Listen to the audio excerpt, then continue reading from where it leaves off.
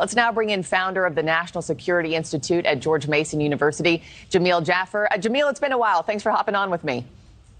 Thanks for having me on, Marky. So the reality and the optics of this situation don't project strength for Biden, right? Democrats pushed him out of the election. The country didn't want Vice President Harris. Trump sets a new agenda in 67 days.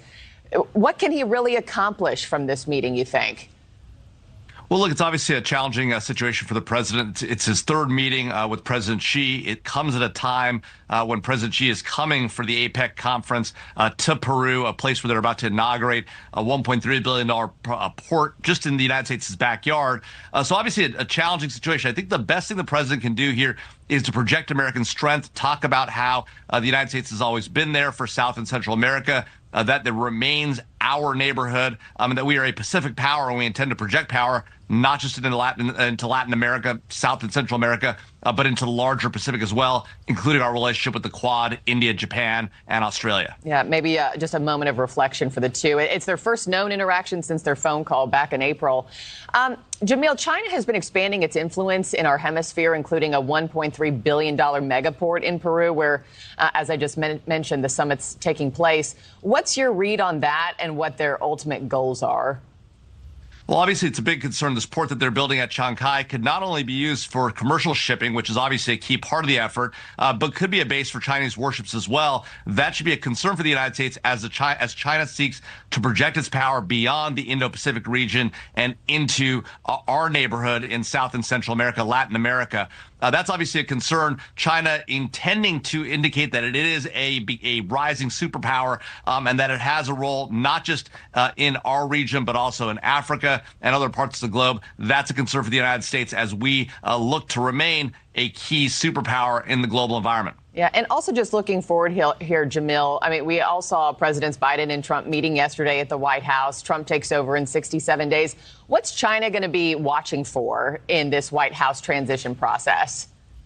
Well, you know, Marky, one of the things that we've seen that's quite interesting is that President Trump's early naming of individuals like Mike Waltz, congressman, to be his national security advisor, Marco Rubio as Secretary of State, suggest a much more hawkish position on China than the Biden administration had, which is pretty strong, a return to the prior Trump administration's policies and maybe even going further than that. Now, there have been new nominations in the last few days that may undercut that. The nomination of Tulsi Gabbard to be DNI. Hard to know whether she actually gets confirmed. Same with Matt Gaetz as Attorney General.